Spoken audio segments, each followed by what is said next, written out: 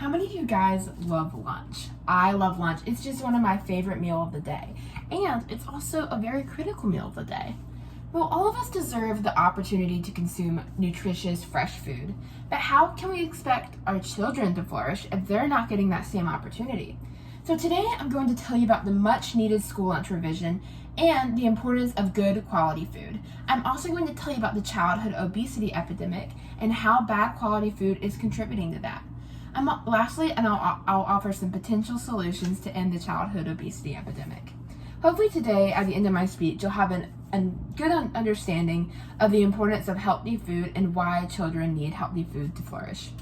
To begin, according to Jessica A. Vernarelli and Brady O'Brien at Fairfield University, school lunches are overflowing with saturated fats and refined grains. They're lacking healthy fruits and vegetables that provide children with proper vitamins and minerals. And, according to Anne Laura Tardy, author of the scholarly journal Nutrients, vitamins and minerals are necessary for boosting metabolic pathways that support fundamental cellular functions. Now let me tell you about some of these vitamins that are so important to our health. There's vitamin A, which is important to vision, bone health, and reproduction. Vitamin B, important to overall cellular health and the breaking down of proteins. And vitamin C, which supports wound healing, strengthens bone structure, and cartilage. There's plenty more than these, but these are just some of the basics few. In addition to vitamins, minerals are just as necessary for our health. There's calcium, which strengthens bones and teeth, iron, which produces hemoglobin, which transports oxygen throughout our cells, and magnesium, which maintains blood pressure and a steady heart rhythm. It also improves sleep quality and reduces the risk of bone fracture and osteoporosis. Now let me clarify my next point. The next substances I'm about to talk to you about are not bad for you, but they can be bad for you if you don't consume them in moderation. Now let me start with fats. I can understand how some of you may think that a high-fat diet like the keto diet can be very beneficial to your health if you're trying to lose weight. I get it. People who consume a keto diet often lose weight quickly, so why not steer to something that shows results? Well, what if I told you that a high-fat diet is actually really bad for your health? According to Dr. Catherine Iwateki, author of the book Eat for Life, too many fats in your diet can lead to an increased risk in developing cancer, heart disease, and high cholesterol. In addition to fats, excessive consumptions of sugars and carbs are just as bad. Now, sugars also include carbohydrates, which break down into sugars when they're digested. Now, once again, I can see how many of you may feel that carbs are a good source of energy. I understand. As a soccer player, I often steer the foods like pasta before a game. However, researchers at Harvard School of Public Health have found that excessive amounts of sugars and carbs in your diet can lead to the high risk in heart disease and type 2 diabetes and weight gain.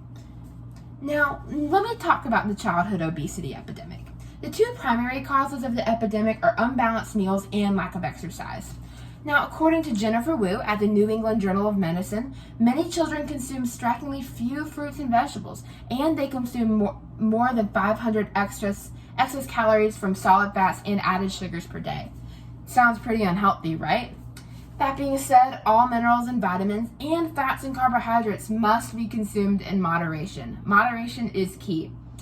Now, genetics. Some of you are probably thinking that genetics and metabolism play a pretty big influential role in maintaining a healthy weight. I used to think the same thing. I have friends who eat much more than I do, but they weigh much less. They eat much more than I do, but they weigh much less. However, researchers at the Mayo Clinic in Jacksonville, Florida state that a slow metabolism is rarely the cause of weight gain. In addition, proper exercise is a leading factor in the childhood obesity epidemic. Therefore, more recess. Recess is a great solution to the end of the epidemic. Now, some of you are by now wondering how a school lunch revision will provide a solution to the end of the childhood obesity epidemic. Now, to start, ensuring good nutrients by swapping processed foods for fresh foods is just a great, quick, and easy solution. Now, I know some of you are probably thinking that healthy, fresh food is not nearly as affordable as canned and is more inconvenient. I get it. Canned food is easier to prepare than fresh. You don't have to worry about looking for mold on your food or hoping there's no brown spots. However, staff at the blog Have a Plant recommend having a balance of both. buying fresh fruit produce when it's in season, yet keeping a good variety of canned food, so that way you're maximizing your nutrient intake. Now, lastly, I want to propose some potential reformations and solutions. One easy one, a salad bar. Providing students with fresh foods encourages them to make these healthier choices. Now, I know some of you might be thinking that students lack the maturity to make those healthy choices, and if I wasn't a student, I would probably think the same thing, because kids are kids. How mature can they be? However, as a high school student, I can ensure that this is a great solution. Me, with the vast majority of my peers, would love something off of a fresh salad bar. And if we wouldn't consume everything on there, we would definitely find one thing that we like. In addition, longer recess is another great solution to the end of the epidemic. Kids need a balance between burned calories and calories consumed. Now, I can understand how parents, not you parents out there, you might feel that recess will take away from class time. And I get that. I would want my child to maximize their class time too. However, what if I told you that additional recess is actually great for your child's health?